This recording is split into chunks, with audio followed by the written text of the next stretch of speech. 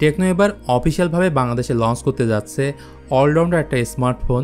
ফোনটা হচ্ছে techno Camon 30 premier, আর এটাই টেকনোর এখন পর্যন্ত সবথেকে পাওয়ারফুল এবং বেস্ট স্মার্টফোন। সত্যি বলতে এই ফোনের ক্যামেরা দিয়ে লাইক ডিএসএলআর মতো আপনি ছবি তুলতে পারবেন, গেমিং করতে পারবেন ফাটাফাটি। সো বুঝতেই পাচ্ছেন এটা আপার মিড বাজেটের একটা স্মার্টফোন হতে যাচ্ছে। কী দামে লঞ্চ হবে সেটা না একটু পরেই বলছি, তার আগে চলুন মূল ভিডিওতে যাওয়া যাক। ক্যামন 30 প্রিমিয়ারের ডিজাইনে বলতে গেলে শুরুতে বলতে হয় এটা রেয়ার প্যানেলটা লেদার ফিনিশ। টেকনো যেটাকে বলছে সুইট লেদার। এর বডি ফ্রেমটা অ্যালুমিনিয়ামের তৈরি। এক কথায় এর বিল্ড মেটেরিয়াল একদম প্রিমিয়াম ফ্ল্যাগশিপ ফোনের মতো। সার্কুলার ক্যামেরা হাউজিংয়ের নিচে আছে এলইডি ফ্ল্যাশ লাইট এবং উপরে থাকছে রেড ডট অর্থাৎ ব্রিথিং লাইট। এটা actually voice assistant, charging, video recording এবং ইনকামিং কল আসলে এই লাইটটা জ্বলতে থাকে। সাথে এখানে পাবেন IPv3 রেটিং। এখানে প্রয়োজনীয় সব কিছুই আছে, যেমন ডলবি অ্যাটমস অর্থাৎ dual storage speaker, I blaster, dual SIM support. বাকি এখানে পাচ্ছেন এক্স অ্যাক্সিস লিনিয়ার মোটর, যার হ্যাপটিক ফিডব্যাক যথেষ্ট ভালো। এতে ইন ডিসপ্লে ফিঙ্গারপ্রিন্ট সেন্সর 2 পাবেন, যেটা খুব ভালো মতোই কাজ করে। দুইটা কালার এই ফোনটা বাংলাদেশে আসবে, লাভা ব্ল্যাক এবং স্নো সিলভার। আমার কাছে এই ফোনের ডিসপ্লেটা একদমই পারফেক্ট মনে হয়েছে এবং দেখে বোঝার কোনো উপায় নেই এটা টেকনোর কোনো ফোন। প্রথমত এটার বেজেল একদমই সিমেট্রিক্যাল, মানে চারদিক থেকে একদম সমান, যা সাধারণত ফ্ল্যাগশিপ ফোনে দেখে থাকি। এটি 10 বিট ডিসপ্লে, মানে 1 বিলিয়ন কালার প্রডিউস করতে পারবে এবং HDR সাপোর্ট করে এই ফোনটা। আর একটা বিষয় হলো এই ডিসপ্লেতে 120 হার্টজের ফাস্ট রিফ্রেশ রেট থাকছে।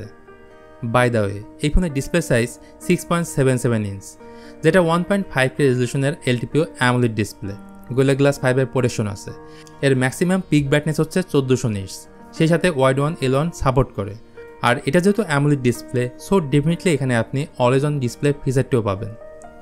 পারফরমেন্স সেকশনে যাওয়ার আগে প্রথমে বলে রাখি, আপনি যদি একজন গেমার হয়ে থাকেন তাহলে অবশ্যই এই ফোনটা আপনার জন্য, কেননা এই ফোনে ব্যবহার করা হয়েছে 4 ন্যানোমিটার একটা চিপসেট Dimensity 8200, যেটা 5G প্রসেসর এবং একই সাথে Mali G610 হচ্ছে এর GPU। একটা ভেরিয়েন্টের সাথে এই ফোনটা লঞ্চ হবে 12GB র্যামের সাথে 512GB স্টোরেজ। ভালো বিষয় হলো এই ফোনের র্যাম টাইপ হচ্ছে LPDDR5X এবং UFS 3.1 হচ্ছে এর স্টোরেজ টাইপ। PUBG এই ফোনে প্লে করা যাবে হাইস্ট HDR গ্রাফিক্সে এক্সট্রিম ফ্রেম রেটে। আর এটা যেহেতু টেকনোর ফোন, তাই এই ফোনে পাবেন iOS 14 বেসড অন Android 14। ফিচারে এই ফোনে 2 বছরের সফটওয়্যার আপডেট ও 3 বছরের সিকিউরিটি আপডেট পাওয়া যাবে। যেমনটা শুরুতে বলেছি, এই ফোনের মূল ফোকাস পয়েন্টই হচ্ছে ক্যামেরা। মানে আপনি যদি একজন প্রো লেভেলের ক্যামেরা ইউজার হয়ে থাকেন তাহলে ক্যামন 30 প্রিমিয়ার চোখ বন্ধ করে নিতে পারেন, কেননা এই ফোনের রিয়ারে আছে 3টি ক্যামেরা। প্রাইমারি ক্যামেরা 50 মেগাপিক্সেল, যা সনি IMX890 সেন্সর এবং ওয়াইস সাপোর্ট করে। এর পাশাপাশি রয়েছে 50 মেগাপিক্সেলের আলট্রা ওয়াইড এবং 50 মেগাপিক্সেলের 3x পেরিস্কোপ জুম লেন্স। তো 50 মেগাপিক্সেলের পেরিস্কোপ জুম লেন্স দিয়ে 3x পর্যন্ত তো নর্মালি জুম করে ছবি তুলতে পারবেন, বাট আপনি চাইলে আপ টু 60x পর্যন্ত জুম করে ছবি তুলতে পারবেন। আর সামনের ক্যামেরা হচ্ছে 50 মেগাপিক্সেলের। তো মেইন ক্যামেরাতে ছবি তুললে ছবির কোয়ালিটি এমন পাবেন, সেলফি ফটো দুর্দান্ত পাবেন। ভিডিও রেকর্ডিংয়ের কথায় আসলে 4K 60 FPS ভিডিও রেকর্ড করতে পারবেন।